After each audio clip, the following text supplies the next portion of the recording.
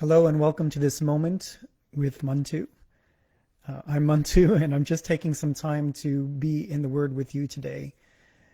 In 1 Samuel chapter 2, verses 12 through 17, we hear the story of Eli's wicked sons. And the story is in stark contrast to what comes right before it, Hannah's offering of her own child.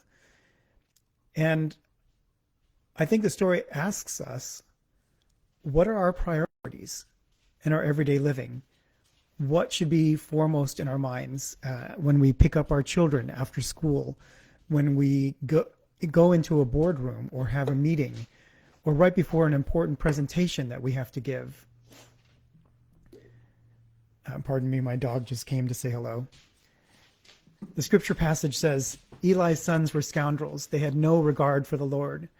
Now it was the practice of the priest that whenever any of the people offered a sacrifice, the priest's servant would come with a three-pronged fork in his hand while the meat was being boiled and would plunge the fork into the pan or kettle or cauldron pot. Whatever the fork brought up, the priest would take for himself, and this is how they treated all the Israelites who came to Shiloh. But even before the fat was burned, the priest's servant would come and say to the person who was sacrificing, "Give the priest some of the meat to roast. He won't accept boiled meat from you, but only raw."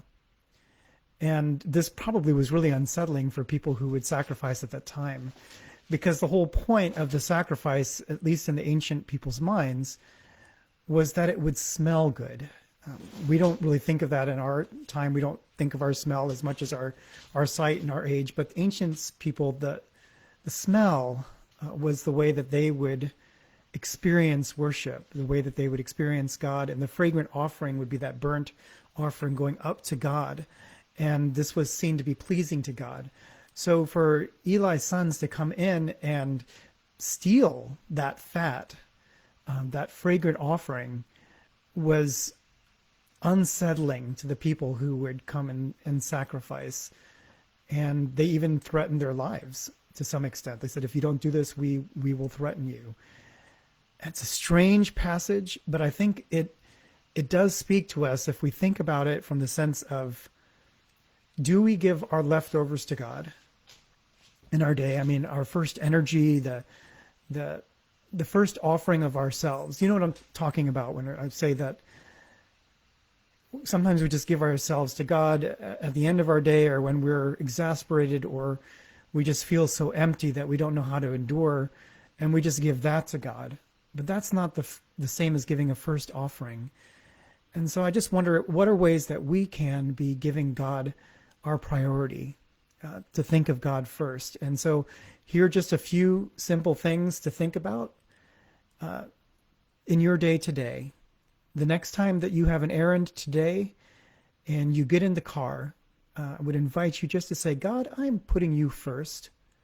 When you push that button or turn that key and the ignition, let that be a signal to you that you are putting God first in whatever you're doing in that errand.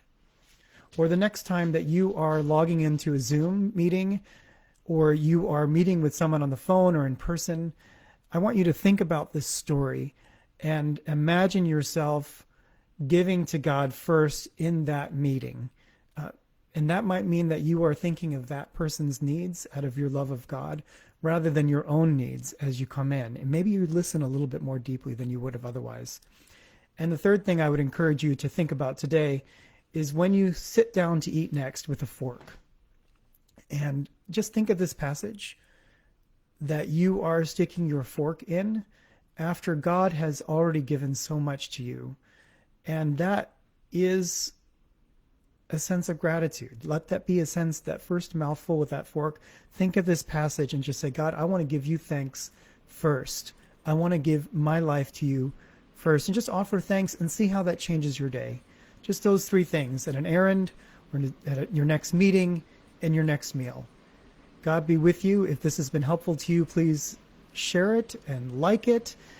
Share it and let me know as well. You can leave a comment and let me know how this has been helpful for you or how this is changing your life.